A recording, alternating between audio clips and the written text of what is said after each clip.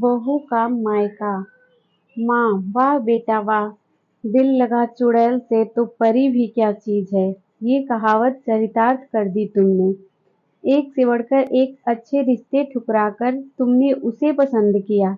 याद रख, बिन सास वाले ससुराल में दामाद की कोई पूछ नहीं होती। माँ, इसका दूसरा पक्ष भी देखो।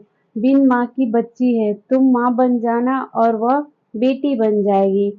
मुझे ना पढ़ाओ ये प्रेम का पाठ, तुम्हारी पसंद है तो तुम ही संभालना, उन्होंने कहा। समीर ने सोचा कि माँ यूं ही गुस्से में कह रही है, साथ रहते हुए नीरू के प्रति स्नेह जरूर उमड़ेगा। पंडित जी ने विवाह की तिथि निकाली और नियत समय पर सब संपन्न हो गया।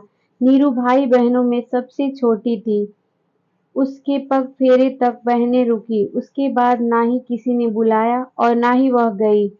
समीर के मुंह से उसके हंसते खेलते परिवार की इतनी चर्चाएं सुनी थी कि विदाई पर एक बूंद आंसू ना गिरे थे।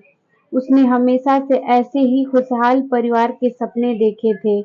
अब वही सपना सच होने जा रहा था। उसे अपना परिवार मिल रहा था, यह सोचकर बेहद प्रसन्न थी। बहुत जल्द आशा के विपरीत परिस्थितियां सामने आ गई। समीर के सामने खुशनुमा माहौल रहता, पर उसके ऑफिस जाते ही एक-एक पल काटना मुश्किल हो जाता। बस काम की बातें होती, सारी दोपहर अकेली बैठे बिताती। एक कड़वाहट की दीवार थी, जो सुभद्रा जी व नीरू के बीच बनी हुई थी। मुंह खोलती तो बस विरोध जताने के लिए, भले ही मुद्दे अलग-अलग होते, कभी प्रेम विवाह की बुराइयां तो कभी कुकिंग के तरीकों पर उपदेश, तो कभी मायके वालों की बेरुखी की चर्चा। मतलब साफ था कि इस रिश्ते को उन्होंने मन से स्वीकार न किया था। उसने एक दो बार समीर से इस बारे में कहा भी, पर वह टाल गया। वह भी क्या करता, इस शादी के लिए घरवालों को मनाने में ही उसकी सारी ऊर्जा निकल गई थी। दिन निकल रहे थे पर दूरियां घटने का नाम नहीं ले रही थी।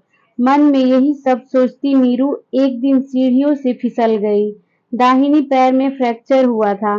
डॉक्टरों ने 3 हफ्ते के लिए प्लास्टर चढ़ा दिया था।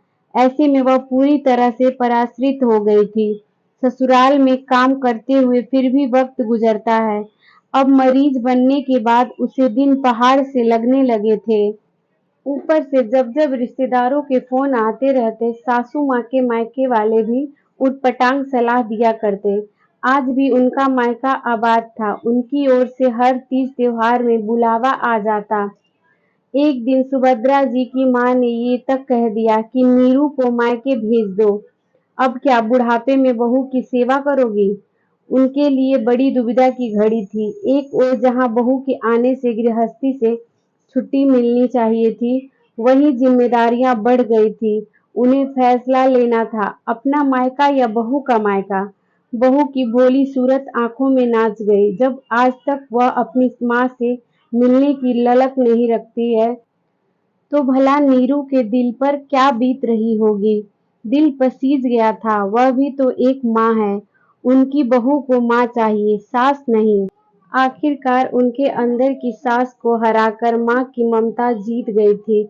अपनी माँ को फोन मिलाया और कहा कि ये मेरी बहू का मायका है, वह यही आराम करेगी। जिसे मुझसे मिलने की उत्कंठा हो, वह शौक से यहीं आ जाए। मेरी बहू के मायके में आप सबका स्वागत है। उनके मुंह से यह सुनकर नीरू की आंखें भर आई। इसी ममता के लिए वह महीनों तड़पी थी।